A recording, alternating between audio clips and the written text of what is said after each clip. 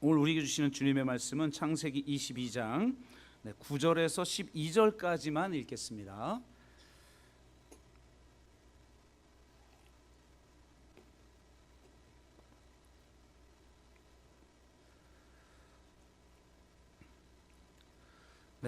내용은 1절부터 19절을 다루지만 우리가 함께 읽는 것은 9절부터 12절까지 말씀입니다. 우리가 다 찾으셨으면 한 목소리로 같이 읽겠습니다. 함께 읽습니다. 하나님이 그에게 일러 주신 곳에 이른지라.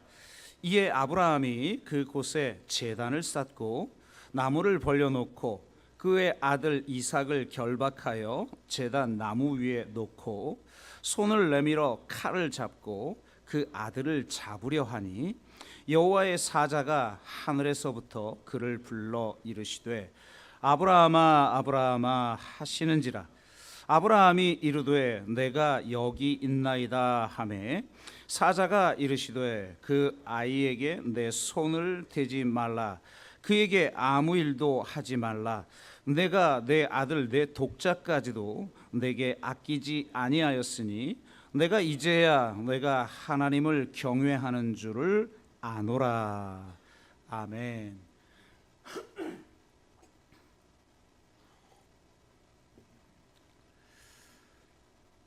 네, 지난 주에는 아브라함의 침묵이라고 하는 책 내용 중에 욥기에 대한 내용을 저희가 나누었습니다. 책의 내용을 중심으로 저의 의견을 조금 보태서 나누었는데요. 욥기에 대한 전통적인 해석도 긍정하지만 하나님은 그런 영성에서 더 나아가기를 원하신다는 내용이었죠. 무고한 고난 앞에서도 하나님을 믿고 하나님을 의지하며 수동적으로 수용하는 것도 좋지만 하나님은 의심하고 질문하고 따지고 항의하더라도 하나님과 인격적 대화를 나누길 원하신다는 것을 우리는 욥기를 통해서 다시 한번 깨닫게 되었습니다. 전통적인 해석은 성자적 영성에 가깝고 이 새로운 해석은 혁명가적 영성에 가깝다고 할 수 있습니다. 우리는 성자적 영성과 혁명가적 영성 둘 다를 수용하는 입장이므로 양자가 서로를 풍성하게 한다는 점에 주목할 필요가 있습니다. 성자적 영성에서 혁명가적 영성으로 나아가는 운동성과 혁명가적 영성에서 성자적 영성으로 나아가는 운동성을 통해 통전적인 영성이 더 깊어지고 풍성해지도록 해야 합니다. 욥기에 대한 새로운 해석은 성자적 영성에서 혁명가적 영성으로 나아가는 신앙의 성장을 전형적으로 보여줍니다. 따라서 새로운 해석이 좀 더 적합하다고 생각을 합니다. 리처드 미들턴은 바로 이런 틀로 아브라함의 침묵을 비판하며 매우 탁월하게 창세기 22장의 아케다 사건을 재해석해 냅니다. 하지만 저는 오늘 욥기와 달리 아브라함은 혁명가적 영성에서 성자적 영성으로 나아가는 신앙의 성장을 보여주는 전형이라고 생각하며 오늘 말씀을 준비했습니다. 우리에게는 새로운 욥도 필요하고 전통적인 아브라함도 필요합니다. 지난주 설교와 이번 주 설교의 관점을 통합함으로 성자적 영성에서 혁명가적 영성으로 나아가는 운동성과 혁명가적 영성에서 성자적 영성으로 나아가는 운동성을 모두 겸비하는 저와 여러분 되시기를 주의 이름으로 축복합니다. 먼저 이 아브라함의 침묵에 대한 미들턴의 해석을 소개합니다. 지난주에는 한 250페이지 분량의 내용을 하나의 설교로 압축하고 또 저의 의견도 좀 보태서 말씀을 전했는데요.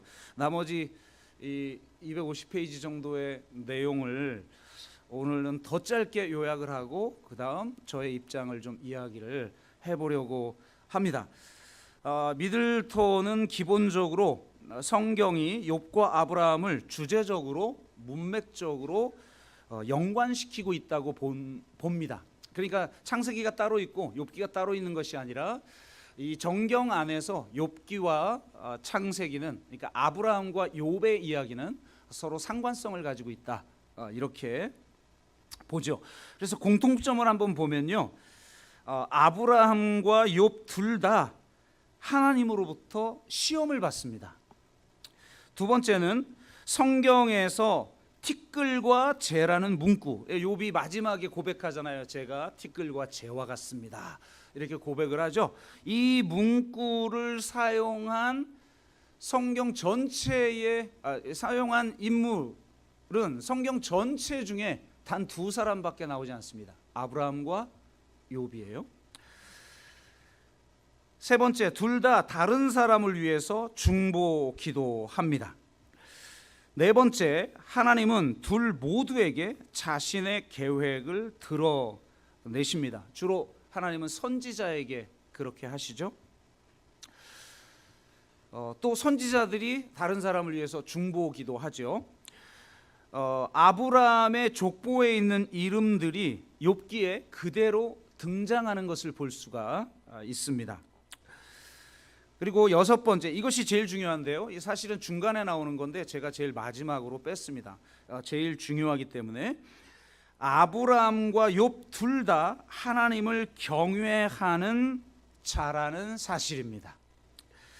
아브라함은 그의 말년에 하나님을 경외한다는 인정을 받았지만 욥은 처음부터 그런 인정을 받고 시작하죠.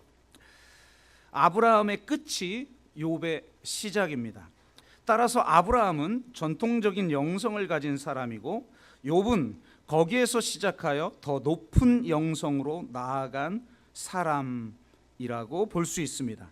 욥의 이야기는 아브라함의 침묵이라는 아케다 사건에 대한 전복적 속편인 셈이죠. 그러니까 사람들이 아브라함의 이 침묵에 나타난 전통적인 그 영성을 다 추앙하는데 욥은 거기에 대한 문제 제기를 한다는 거예요. 그래서 이 전복적 속편이다. 완전히 아브라함을 뒤집어 아브라함의 신앙에서 우리가 더 나아가지 않으면 안 된다라고 우리에게 도전하고 있다라는 말이죠.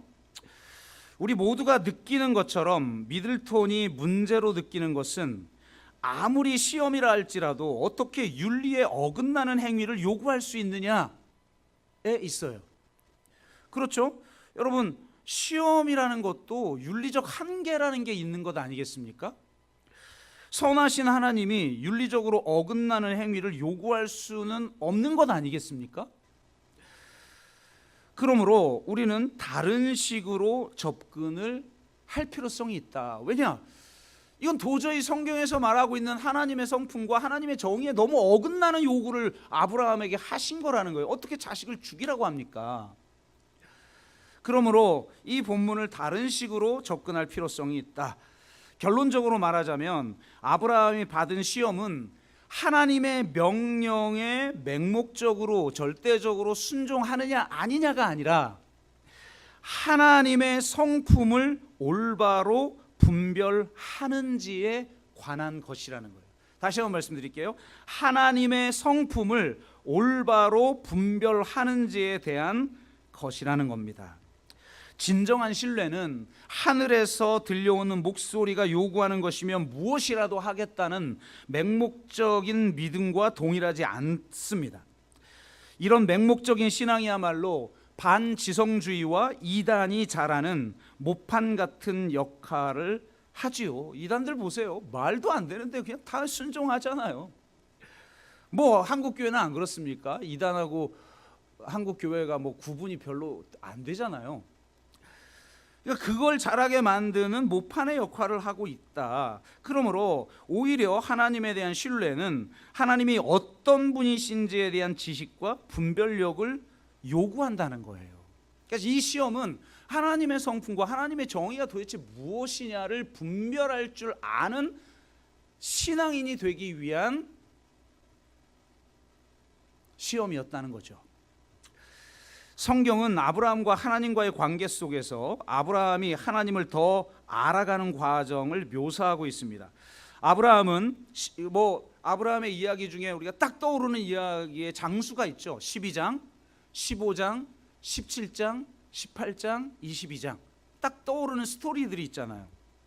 뭐 안 떠올라도 상관없어요. 뭐 그렇다고만 이해해 주세요. 그 모두가 하나님을 더 알아가는 그 과정 속에 있는데, 특별히 오늘 시간상 이걸 다 소개할 수는 없으니까 22장의 시험을 이해하는데 매우 큰 도움을 주는 바로 직전 사건인 18장 아브라함의 중보의 내용들을 우리가 한번 같이 살펴봤으면 좋겠어요. 18장은 여러분이 잘 아시는 것처럼 아브라함이 세 천사를 환대하죠. 부지 중에 천사를 환대함으로 하나님을 환대하는 사건이 나옵니다.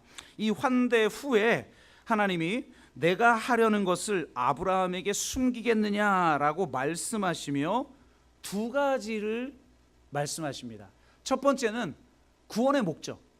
하나님이 나를 구원했어, 막 이것만 기뻐할 게 아니라는 거예요. 왜 구원했는지를 알아야 될 거 아니에요. 그러니까 막 그 구원의 목적이 드러나요. 18장 19절 굉장히 중요한데 한국교회가 거의 잊어버리고 아브라함이 믿음에 의롭게 여겼다라고 하는 15장만 중요하게 여기는 그 한국교회의 이 복음의 한계를 가장 정확하게 드러내는 구절이 이 바로 18장 19절이에요.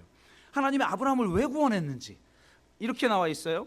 내가 그로 그 자식과 권속에게 명하여 여호와의 도를 지켜 의와 공도, 즉 히브리어로 말하면 미시파트와 체데크, 저희는 이걸 공평과 정의로 해석을 하죠. 이 세상에서 말하는 공평과 다르고 이 세상에서 말하는 정의와 좀 다른 개념으로 우리는 개념 정의를 하고 있는데, 여하튼 바로 이 의와 공도, 미시파트와 체데크를 행하게 하려고 그를 택하였다. 우리가 나를 구원해 줬어요, 뭐 이것만 기뻐하고 정작 하나님의 구원의 목적은 아무 상관없이 살아가면 안 되잖아요. 그러니까 그렇게 그를 택했나니 이는 나 여호와가 아브라함에게 대하여 말할 일을 이루려 함이니라, 이렇게 말하죠. 다른 하나는 소돔과 고모라의 멸망에 관한 예고예요.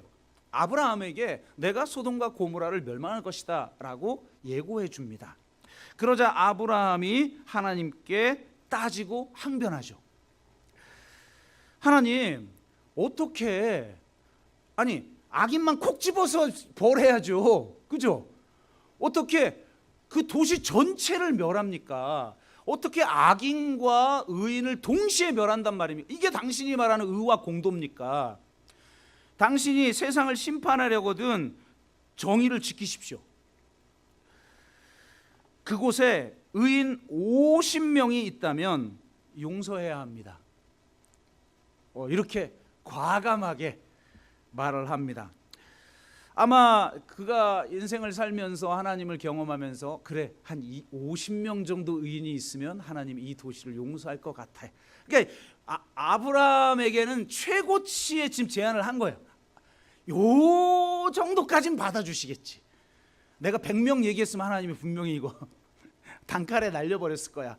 그럼 하나님의 성품으로 볼 때 50명은 용서하실 거야, 이러면서 하나님 앞에 처음엔 따지죠. 진짜 이게 하나님의 정의에 맞아요. 그러면서 50명이 있다면 그 도시를 용서해야 합니다 라고 제안합니다.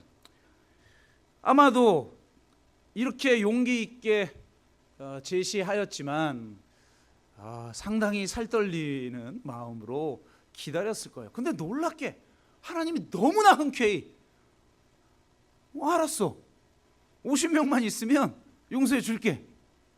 그러니까 이 반응에 욥이 아니라 아브라함이 굉장히 당황했던 것 같아요. 그래서 완전히 자세가 180도 돌변합니다. 바로 여기에 이 두 번째 협상에 욥기에 사용된 용어가 나옵니다. 이렇게 말해요. 나는 티끌이나 재와 같사오나. 욥의 겸손을 배우고 그가 갑자기 감히 죽게 아뢰나이다. 혹시 50명에서 5명 모자란다고 심판하는 건 아니겠죠? 약간 이제 기세가 죽었어요. 그래서 50명 제가 제안했는데 그 5명 정도 모자란다고 심판하는 건 아니지 않나요? 그런데 하나님이 또 흔쾌히 그래? 알았어, 45명. 야, 이거 좀 당황스럽죠. 그런데 어쨌든 이렇게 45명도 받아주는 걸 보고 아브라함이 용기를 내서 과감하게 다시 또 줄입니다. 하나님 40명. 알았어. 하나님 그러면 30명. 알았어. 왜 이러지? 여기 좀 멈출 때 됐는데 20명. 알았어. 10명. 10명까지 내려간 거예요. 여러분 참 하나님도 대단하죠. 여러분 50명에서 45명만 해도 하나님이 열받을 텐데 40명, 30명, 20명, 10명까지 계속 몇 번씩 하나님 앞에 타협안을 제시해도 알았다. 근데 안타까운 건 뭐냐면 아브라함이 이 10명에서 멈췄다는 거예요. 하나님이 이 대화를 통해 알게 하시려는 건 하나님의 공의가 자비로 가득 차 있다는 거예요. 아브라함에게 하나님의 성품인 은혜와 자비의 길을 가르치기를 원하셨던 거죠. 세상의 정의와는 차원이 다른 하나님의 이 사랑의 급진적 실천으로서의 정의를 알게 하기를 원하셨어요. 그렇다면 그는 예레미야에서 말하는 하나님의 마음으로 기도했어야죠. 마지막 한 명까지 내려갔어야죠. 예레미야 5장 1절은 이렇게 말해요. 하나님이 우리를 향해 예레미야 입을 통해서 말씀하십니다. 너희는 예루살렘 거리로 빨리 다니며 그 넓은 거리에서 찾아보고 알라. 너희가 만일 정의를 행하며 진리를 구하는 자를 한 사람이라도 찾으면, 단 한 사람이라도 찾으면 내가 이 성읍을 용서하리라. 이게 하나님의 마음이라는 거예요. 그럼 아브라함도 한 명까지 내려갔어야죠. 자기가 생각할 때 하나님의 자비의 한계가 50명이었는데 이건 뭐 45, 44, 30, 20, 10까지 내려가니까 당혹스러워서 거기서 멈춰버리고 말았다는 거예요. 침묵하고 말아버렸다는 거예요. 이게 안타까운 거죠. 더 큰 문제는 18장에서는 마지막에 침묵하였지만 22장에서는 처음부터 침묵한다는 데 있습니다. 하나님이 그를 시험하려, 목적을 명확하게 이야기하고 있어요. 오늘 우리가 읽은 22장 1절은 시험하려고, 하나님이 진짜 우리가 막 자식을 죽이고 그걸 원하시는 게 아니라 뭔가 정말 큰 의도를 가지고 그를 시험하려고 내 아들 내 사랑하는 독자 이삭을 데리고 모리아 땅으로 가서 내가 내게 일러준 한 산 거기서 그를 번제로 드리라 라고 말합니다. 만약 하나님의 성품을 바로 알았다면 이런 시험 앞에서 하박국처럼 욥처럼 따졌어야죠. 사랑과 정의의 하나님께서 어찌하여 아동 제사를 요구하는 고대 근동의 신들처럼 이런 요구를 하신단 말입니까? 이런 요구를 하시는 건 자비가 충만한 정의를 세우시는 하나님 당신에게 맞지 않습니다. 하나님 취소하세요 라고 당당하게 말을 했어야 한다는 겁니다. 이걸 하나님은 원하셨던 거예요. 욥에게 원하셨던 것처럼.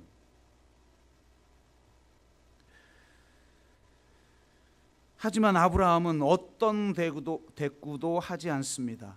그저 침묵으로 묵묵히 순종할 뿐입니다. 아브라함은 실제로 이삭을 결박하고 칼을 잡고 그를 잡으려 합니다.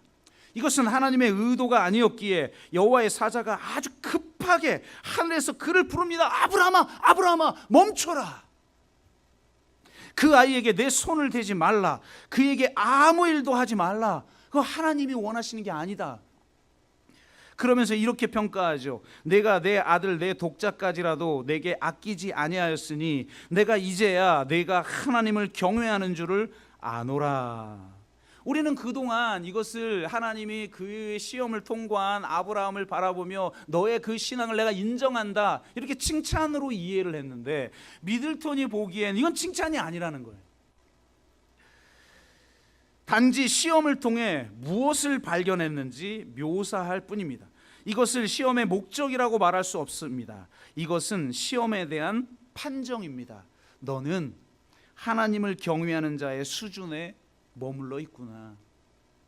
욥처럼 한 단계 더 나아가 앞으로 나아가지 못했구나 라는 판정이라는 거예요. 이렇게 해석하는 것을 지지하는 이유 중 하나는 이 시험을 통과하지 못하고 이 맹목적인 신앙의 모습을 보임으로써 아브라함의 가정이 파탄이 나버렸다는 데 있습니다. 여러분, 오늘 성경에 보면 19절에 보면 아브라함이 모리아산에서 돌아오는데 혼자 돌아옵니다. 아브라함과 이삭이 그의 종들에게 왔다고 하지 않고 아브라함만 거론되고 있어요. 이삭이 사라져 버렸어요. 그러니까 아마도 다른 길로 간 거죠, 서로. 여러분 생각해 보세요. 나를 죽이려고 내 아버지가 제단 위에 올려놓고 진짜 칼을 들었어요. 이런 인간하고 이런 인간을 아버지라고 부르며 내가 따를 수 있어요? 아버지, 서로 각기 제 길 가죠. 그러면서 각기 길을 간 것처럼 보입니다. 실제로 아브라함은 부엘세바로 갔다고 되어 있는데 24장에 보면 이삭은 어디에 기거하고 있냐면 부엘라 헤로이에 기거하고 있어요. 거기 살고 있어요. 더 안타까운 건 사라예요. 여러분 생각해 보십시오. 나에게 한마디도 하지 않고 내 남편이 자식을 가서 모리아산에서 죽이려고 그랬어요. 그런 인간하고 살 수 있어요, 없어요? 아브라함, 당신 신앙이 좋은 건 내가 알겠어. 우리 옛날에 그런 말들 많이 들었죠. 지금 어르신들 세대. 야, 교회밖에 몰랐잖아요. 애들 내팽개치고 그냥 뭐 너희들 밥 먹고 먹냐 마냐 뭐 신경도 안 쓰고 막 교회 식사 봉사하고 목사님 신방하면 평소 남편한테 차려주지도 않던 막 밥 뭐. 그래서 제가 신방 가면 부부 신방 가면 꼭 그때 이제 이 고소 고발이 이루어져요. 그래서 제가 부부 신방이 상당히 좀 어려워요. 목사님, 저는 이런 밥 한 번도 먹어본 적 없습니다. 그러면 저는 어쩔 수 없이 남편을 목사처럼 제발 좀 해 주십시오. 이러고 와야 되고 얼마나 그 자녀 세대에 상처가 돼요. 여러분 저기 이단들은 더 심하죠. 여러분 아베 암살한 사람이 왜 암살했어요? 자기 아버지 어머니가 통일교 교도인데 전 재산을 다 이단들은 주로 바치잖아요. 여러분 죽으면 가져가질 것도 아닌데 좀 교회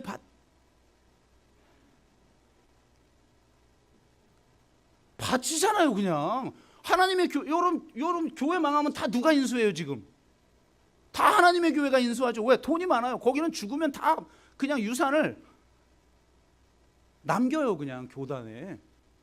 저 옆에도 지금 망했는데 하나님의 교회가 다 인수했잖아요. 그러니까 얘가 너무 열받은 거예요. 나는 뭐냐? 나는 자식인데 열받아가지고 통일교가 다 정치랑 연관됐잖아요. 뭐 그렇다고 통일교만 그러나? 기독교는 안 그러나? 다 아는데? 그러니까 열받은 거예요. 그냥 죽여버린 거 아니에요, 아벨을. 그래서 지금 뭐 통일교 교단 자체를 해체시켜버린다 뭐 한다 지금 막 그러고 있는 거 아니에요, 지금 일본에서. 근데 지금 이제 겨우 윤석열 덕분에 드러나고 있죠. 지금 이 통일교와의 커넥션이. 근데 여하튼 그런 신앙을 살아니 그냥 당신 알았어. 하나님 좋으면 하나님하고 살아. 난 당신하고 못 살아. 따로 가버린 거예요. 그래 나중에 이 사라가 죽었는데 어디에 살고 있냐면 헤브론에서 죽어요. 아브라함은 부엘사바에 사는데 그래서 사라의 장례식을 치르기 위해 아브라함이 헤브론으로 갑니다. 그러니까 이게 지금 뭐예요? 이 아케다 사건을 통해서 아버지, 어머니, 아들 다 따로따로 살아버린다는 거예요. 하나님의 시험을 통과 못한 거죠. 이건 하나님이 원하시는 게 아니었던 거죠.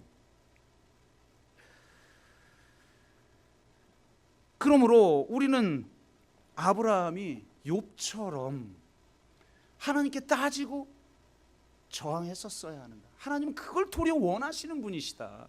침묵하는 첫 번째 담화에서 침묵하는 욥을 깨워서 다시 두 번째 나타나. 난 너와 대화하길 원한다. 네가 질문하길 원한다. 네가 항의하길 원한다. 너는 하나님보다 조금 못한 존귀한 존재다. 야, 이 얼마나 멋진 신앙입니까? 기독교 멋지지 않아요?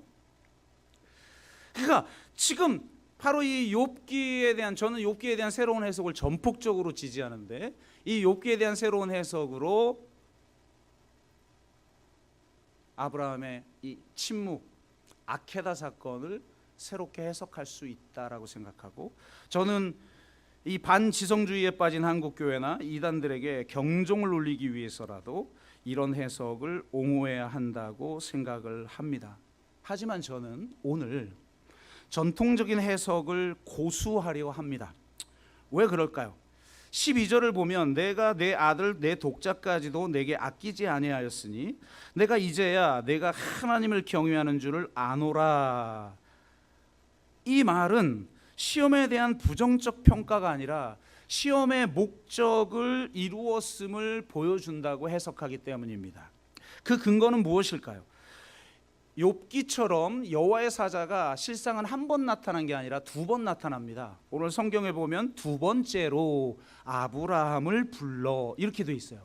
그리고 나서 뭐라고 말씀하시냐면 16절 18절 여호와께서 이르시기를 내가 나를 가리켜 맹세하노니 네가 이같이 행하여 내 아들 내 독자도 아끼지 아니하였은즉 내가 네게 큰 복을 주고 내 씨가 크게 번성하여 하늘의 별과 같고 바다의 모래와 같게 하리니 내 씨가 그 대적의 성문을 차지하리라. 또 내 씨로 말미암아 천하 만민이 복을 받으리니 이는 네가 나의 말을 준행하였음이니라 하셨다.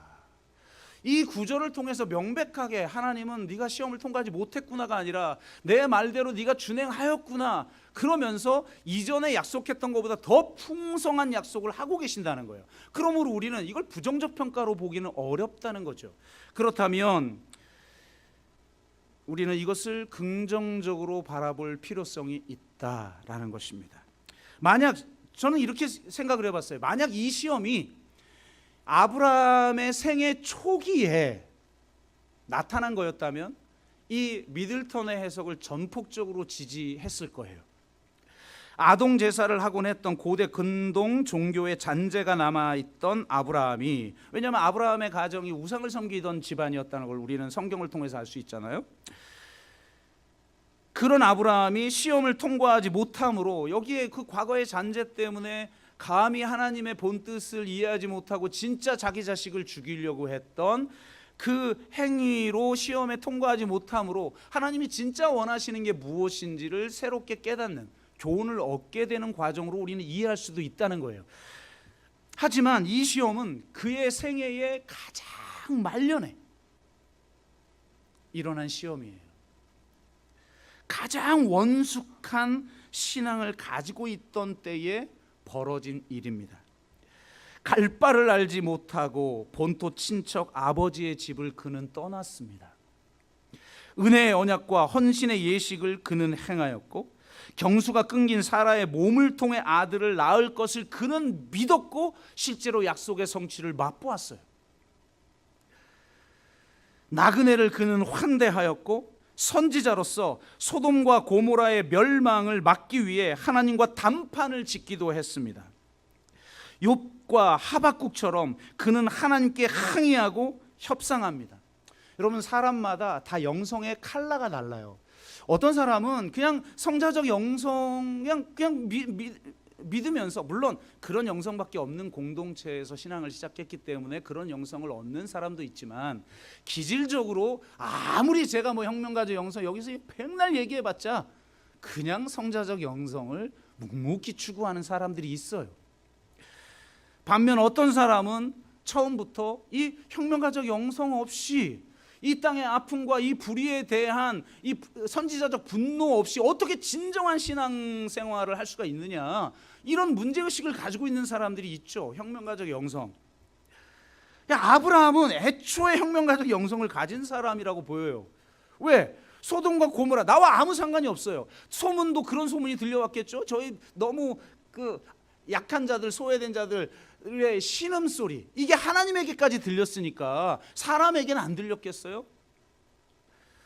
그런데도 소돔과 고모라 전체를 멸망하는 건 하나님 당신의 정의에 맞지 않습니다. 그 따지고 감히 하나님과 막 협상을 하고, 그것도 막 50, 45, 40, 30, 20, 10, 지금 몇 번이에요 도대체.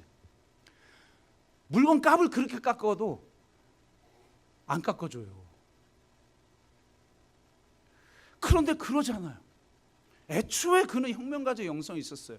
나중에 욥이 고난 이후에야 가졌던 그런 영성이 애초에 아브라함에겐 있었다고 저는 봐져요.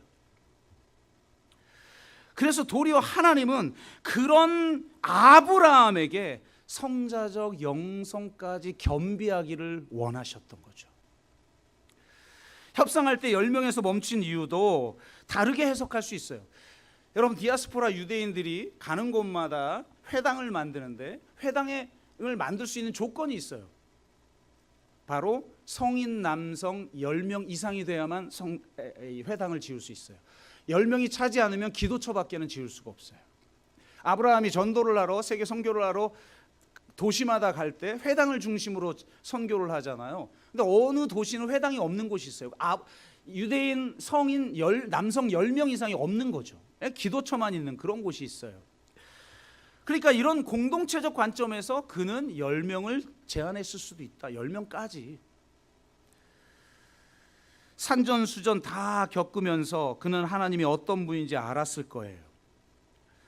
그 과정에서 하나님의 성품이, 하나님의 정의가 무엇인지, 그리고 하나님의 그분의 뜻이 무엇인지를 그는 철저히 깨닫고 또한 철저히 하나님을 인정하고 그분을 신뢰했을 거예요. 이 원숙한 아브라함에게 이제 최후의 시험이 다가옵니다. 이 시험의 성격을 우리가 이해하는 게 굉장히 중요한데, 이 시험의 성격은 바로 사랑에 대한 시험이에요. 뭐 물질에 대한 뭐 이런 거 있을 수 있지만, 물질도 사랑이죠. 사실 궁극적으로는 다 사랑이에요. 우리의 욕망은 사랑이에요. 사람은 자기가 욕망하는 거 사랑하고 사랑하는 걸 욕망해요. 그러니까 내가 돈을 얼마나 많이 쓰느냐, 시간을 어디에 많이 쓰느냐 보면 내가 사랑하는 게 뭔지 드러나는 거죠. 궁극적으로는 사랑에 대한 시험인데 2절에 이렇게 말하고 있어요. 내 아들, 내 사랑하는 독자 이삭을 데리고 모리아 땅으로 가서 내가 내게 일러준 한 산 거기서 그를 번제로 드리라. 이렇게 말합니다. 성경 전체에서, 그리고 창세기에서 가장 처음으로 사랑이라는 단어가 바로 이곳에 나옵니다. 긍정적으로 사용하지 않았다는 걸 알 수가 있죠. 랍비 조너선 섹스가 하나님의 이름으로 혐오하지 말라라는 책을 썼는데요. 아주 탁월한 책인데, 이 책에서 중요한 인사이트를 우리에게 제시해 줍니다. 창세기에서 사랑을 뜻하는 히브리어 아하바, 이게 이제 사랑이거든요. 아하바가 사용된 11번을 살펴보면 놀라운 것을 발견할 수 있다. 사랑을 언급할 때마다 사랑은 갈등을 유발한다.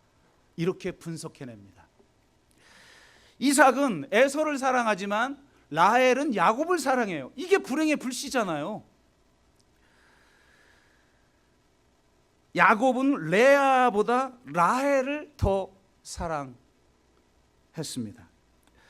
또한 라헬이 처음 낳은 아들 요셉을 다른 아들들보다 더 사랑했죠.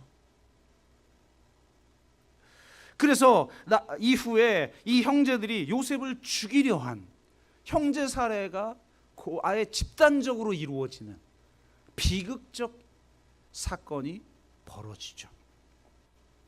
그러니까 성경은 우리에게 이런 메시지를 주는 거예요. 사랑만으로는 충분하지 않아. 사랑이 없는 것도 문제지만 사랑도 문제다.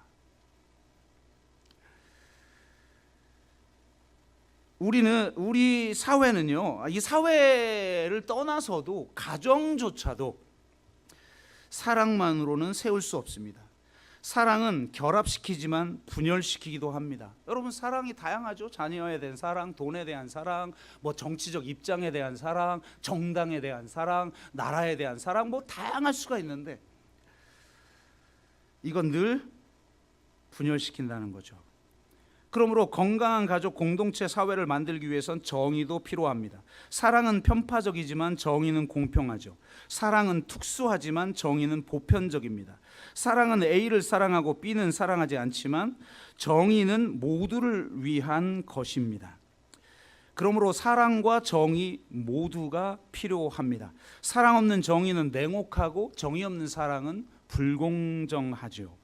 성경은 이 둘을 통합합니다. 성경의 정의는 자비로 충만한 정의입니다. 성경의 사랑은 이 세상의 불의를 바로잡고 가장 작은 자를 높이는 급진적 정의를 실현하는 사랑이죠. 편파적이고 배제하고 분열시키는 인간적 사랑을 내려놓고 하나님의 사랑과 정의를 받아들인다면 인간적 사랑도 제자리를 찾게 됩니다. 하나님은 지금 바로 그 인간적 사랑을 내려놓을 수 있는지를 시험하고 계신 거예요. 원숙한 아브라함은 하나님이 자신을 시험하는 줄 알았을 거라고 저는 생각을 합니다. 그 정도 나이 되면, 그 정도 원숙한 신앙에 이르면 이것이 시험인 걸 알았겠죠. 100세에 낳은 자식, 사실은요 여러분 독자가 아니에요. 이삭은 아브라함에게 자식이 몇이죠? 아들이 둘이잖아요. 이스마엘이 있고 이삭이 있어요. 아브라함의 씨로 낳은 자식이 독자가 아니에요.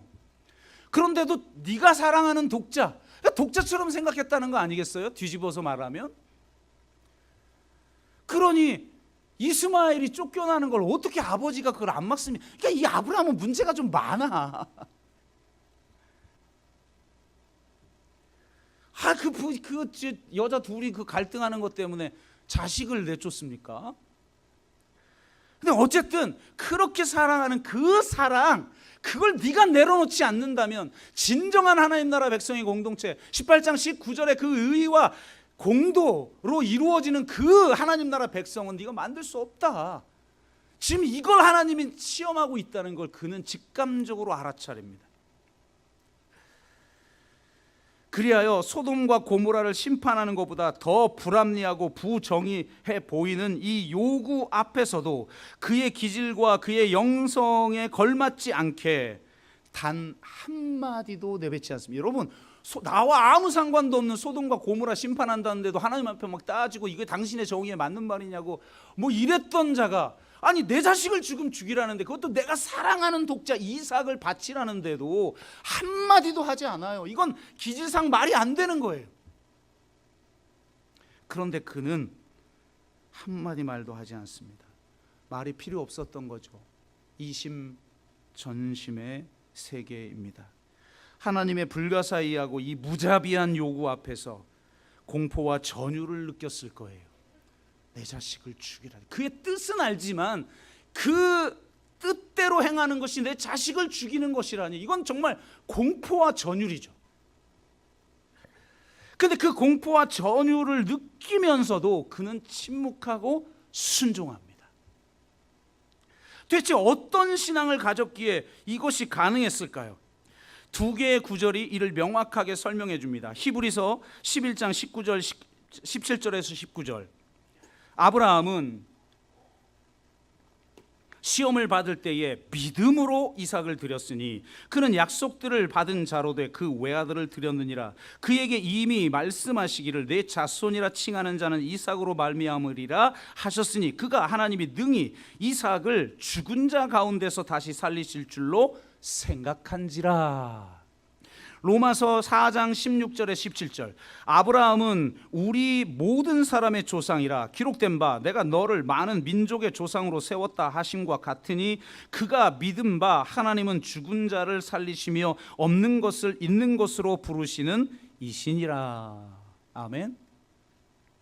그러니까 그는 이삭의 탄생을 통해 없는 것을 있게 하시는 하나님을 경험한 거예요. 그걸 믿었어요. 아니 어떻게 경소가 끊겼는데 내 아내 사라를 통해서 자식을 낳을 수 있는가 믿었어요. 그런 믿음, 있는 것을 없는 것을 있게 하시는 그 하나님을 그는 믿었고 그런 하나님의 약속의 성취를 경험했어요. 이제 그는 이삭의 죽음을 통해 죽은 자를 살리시는 하나님을 경험하게 될 것을 믿었어요. 그래서 분명 이건 내가 아는 그 하나님의 성품에, 하나님의 정의에 맞지 않아. 어떻게 내 자식을 죽이라고 하지? 아동제사, 인신제사를 요구하는 고대 근동의 그 신들과 다른 유일신 참 하나님, 그 하나님이 어떻게 내게 이걸 요구할 수 있지? 이건 분명히 말이 안 돼. 그렇다면 하나님은 이 요구를 내가 요구에 순종할 때 당신의 성품에 걸맞게 이 문제를 해결하실 거야를 믿었다는 거예요. 하여 그는 순종하고 아들 이삭을 번제로 바치려 합니다. 쉽지 않았겠죠. 성경은 명확하게 묘사를 안 하고 있기 때문에 알고 있으니까 원래는 하루도 안 걸리는 거리래요. 모리아산까지. 근데 3일이나 걸렸으니까 얼마나 지체하면서 하나님 이제 떠났는데 순종했잖아요. 멈추게 하시죠. 하루 걸릴 걸 3일 빙빙 돌거나 천천히 하면서 가면서 얼마나 이 공포와 전율에 사로잡혀 하나님 진짜 이거 내가 순종하는데 이대로 하실 건가요? 이런 고민하면서 갔을 것 같아요. 그리고 진짜 모리아산까지 가는데 하나님은 침묵하니까 어떡하지 그러나 내가 순종하리라. 그리고 번제단에 그 자식을 올려놓고 칼까지 이거 하나님 멈추라고 알았을 수도 있고, 성경에 보니까 그런 말씀은 안 하니까. 근데 어쨌든 죽이려고 손을 딱 들고 오는데 그때 하나님이 급하게 천사를 보내 막습니다. 그러면서 이렇게 말하죠. 내가 내 아들 내 독자까지도 내게 아끼지 아니하였으니 내가 이제야 내가 하나님을 경외하는 줄 아노라. 기가 막히죠. 앞에서는 뭐라고 말하냐면 네 아들 내 사랑하는 독자를 바치라 그랬어요. 그런데 바친 결과물에 대해서 뭐라고 말하냐면 내 아들 내 독자까지라도 아끼지 아니하였으니. 뭐가 빠졌어요? 사랑하는이 빠졌어요. 이 사랑하는을 번제로 바친 거예요. 아브라함은 100세에 낳은 아들, 내 목숨을 이 아이를 대신해서 바치라고 한다면 마땅히, 저도 그렇거든요. 제 자식을 위해서 만약에 내 목숨 바치라고 한다면 저 바칠 수 있어요. 그만큼 제 자식들 사랑해요. 그런 일이 안 생기길 바라지만 생긴다면 저는 할 수 있어요. 100%. 근데 자식을 바치라니 이건 말도 안 되는데, 그 명령이 요구하는 진짜 의미를 아브라함은 알았기에 이 사랑하는을 바친 거예요. 하나님이 그걸 아는 거죠. 그래서 내 아들 내 독자, 사랑하는이 빠진 그 아들을 내게 바쳤구나. 네가 진짜 하나님을 경외하는구나. 막 맹목적으로 위에 있는 권세에 순종해야 됩니다. 여러분 목사님의 말에 순종해야 됩니다. 성경의 말씀 있는 그대로 믿어야 됩니다. 막 이런 의미에서 맹목적으로 믿는 게 아니라 진짜 하나님을 온 생애를 거쳐 경험하고 나니 그분의 말씀, 그분의 성품, 그분의 정의, 그분의 사랑, 그분의 자비, 그분의 그 은혜, 이걸 아는 아브라함은 그걸 바친 거예요. 내가 이걸 바쳐야만 하나님의 구원의 목적이 온전히 이루어지는구나. 자신의 생명보다 더 사랑하는 것을 그는 내려놓았습니다. 이것이 진짜 신앙이죠. 저는 이 창세기 22장에 대한 전통적 해석을 제가 좀 새롭게 또 해석하는 대목이 있었지만 저는 여러분이 그것을 지켜내기를 원합니다. 물론 새로운 해석을 받아들이기를 원하시는 분은 전폭적으로 제가 지지합니다. 이 한국 교회는 그게 필요해요. 결론을 맺습니다. 우리에게 두 가지 방향성 모두가 있었으면 좋겠습니다. 욥기에 대한 새로운 해석처럼 성자적 영성에서 혁명가적 영성으로 나아가는 방향성을 가졌으면 좋겠습니다.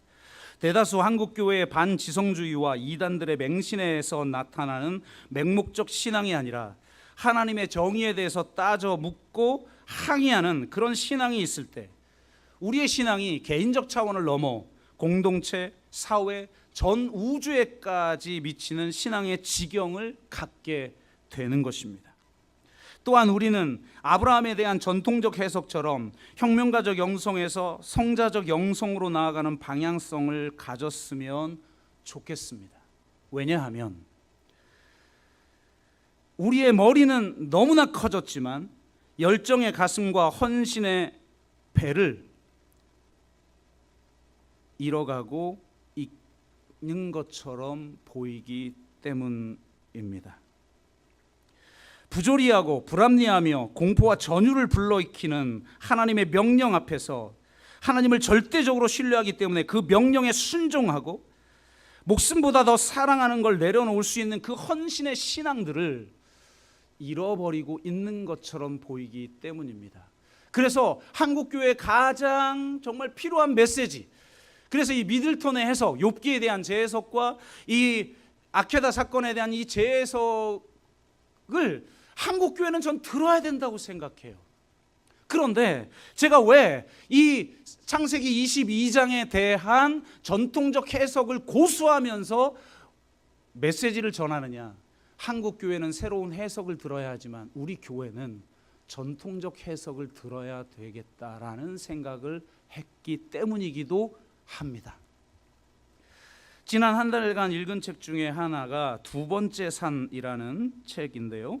제가 이 책을 좀 읽고 느낀 점이 많이 있었습니다. 아마 예상으로는 다음 주 연합 예배 때 이 책의 내용을 좀 다룰 예정인데 어떻게 될지 모르겠습니다만 이 책을 읽으면서 저는 저 자신을 많이 돌아보게 되었습니다. 내가 이제 좀 나이가 들어서 그런지 몰라도 아니면 한 15년 목회하면서 어떻게 보면 좀 지치기도 했고 또 환멸도 뭐 좀 있고 뭐 또 새로 오는 사람도 뭐 계속 똑같은 거 경험할 거고 그 힘들고 갈등하는 과정 하나하나 다 거치면서 또 떠날 사람 떠나고 남는 사람 남고 그러면서 또 어려운 비전을 가는데 이게 참 정말 참 힘든 길인 것 같고 뭐 성도님들 뭐 별로 반응도 하지도 않는 것 같고 뭐 어제 우리 교회가 참 특별한 교회잖아요. 저는 한국 교회 이런 교회 없다고 생각해요. 진보적인 어떤 이슈를 받아들이는 교회들 가보면 다 소수의 교회들이고 어제도 기후정의의 행진 나오는 교회 몇 개나 됩니까? 한국 교회 전체를 통틀어서 우리는 우리 교회 이름으로 나가잖아요. 어제도 제가 우연히 여기서 어느 분하고 교회를 안 다니는 분인데 우연히 저를 만났는데 이 교회는 뭐 특별하다면서요? 그래서 네? 그랬더니 뭐 이 교회는 소문이 특별한 교회라고 소문이 났어요. 뭐가요? 그랬더니 뭐 세월호 참사 때도 뭐 그분들 섬기고 뭐 일이 있을 때마다 뭐 그렇게 나서는 그런 특별한 교회라면서요. 그래서 예 그래요. 처음에는 사실 저희 교회 뭐 성도는 많이 있습니까? 이걸 묻더라고요. 우리 모든 목사님들, 장로님들, 뭐 우리 옛날 교회들 사람들 다 만나면 항상 제일 먼저 묻는 문제가 성도는 많이 들었어요? 내가 진짜 기죽어가지고 뭐라고 할 말도 없고 어제도 그렇게 묻기에 저희 교회는 그런 교회 아니에요. 저희 그렇게 막 성장을 추구하는 교회도 아니고 그랬더니 그분이 그런 거예요. 그 교회는 진짜 좀 다른 교회라면서요. 이러면서 그런 얘기를 한 거예요. 그래서 제가 뭐 변명하느라고 저희는 원래 이런 교회라서 많이 성장하기는 어려워요. 그래서 뭐 진짜 한국 교회가 하지 않는 그런 거 다 하고 신학적으로도 저는 탄탄하다고 생각하고 그런데 보세요. 뭐 1년에 한두 번 나가는 거 그거 내일 나가자고 하는데 맨날 나갔던 사람만 나가고 뭐 한 거예요, 여러분은? 그러니까 뭐 3.0 하자는데 뭐 그건 목사님 생각이고 이렇게 반응도 없는 분들 모시고 제가 또 어떻게 막 3.0을 이룰지 깜깜하고 그러니까 저도 에너지도 딸리고 돌아보니까 제 안에 이 열정과 헌신이 옛날 같지 않은 거예요. 근데 이 책을 보는데 이게 막 도전하는 거예요. 그러면서 제 자신만 돌아봤을 뿐만 아니라 우리 교회도 그렇구나. 과거 우리 신앙의 선조들 이 전통적인 영성을 가지고 정말 자식이라도 바칠 수 있는 그런 신앙의 헌신과 열정이 사라져 버렸으면 머리는 넓어가지고 뭐 생각도 많고 계획도 많은데 그걸 이룰 수 있는 동력이 없는 걸 어떻게 합니까? 이거 일부 예배보다 좀 길어지네 자꾸. 5분에 끝냈는데 일부 예배 때는.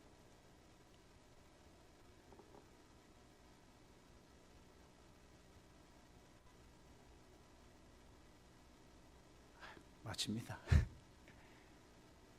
성자적 영성에서 저는 한국교회가 혁명가적 영성으로 나아가는 그 운동성을 담보하지 않으면 큰 위기에 빠질 것이다. 그러나 혁명가적 영성에서 바로 이 아브라함의 신앙과 같은 이 전통적인 영성, 이 성자적 영성, 이것을 우리가 회복하지 않는 한 역시 한국교회는 죽어갈 것이다.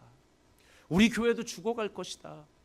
그렇게 생각이 들면서 저 자신을 좀 돌아보게 되고 우리를 돌아보게 되는데, 정말 여러분 가운데 처음 하나님, 여러분 십자가에서 자기 아들까지 바치신 하나님에 대해서 알지도 못하는 아브라함도 하나님의 성품을 알기에 이 말도 안 되는 이 요구 앞에서 공포와 전율 가운데 순종하였는데, 자기의 아들까지 아낌없이 십자가에 바친 그 하나님을 믿는 우리는 도대체 어떤 신앙으로 신앙생활을 하고 있냐는 겁니다.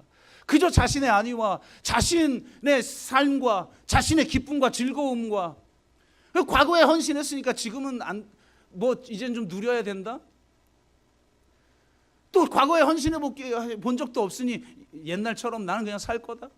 아니지 않습니까? 정말 이 아브라함의 신앙과 욥의 신앙을 겸비한 우리 모두가 되기를 주의 이름으로 축복합니다. 우리가 한번 같이 찬양하고 기도하겠습니다.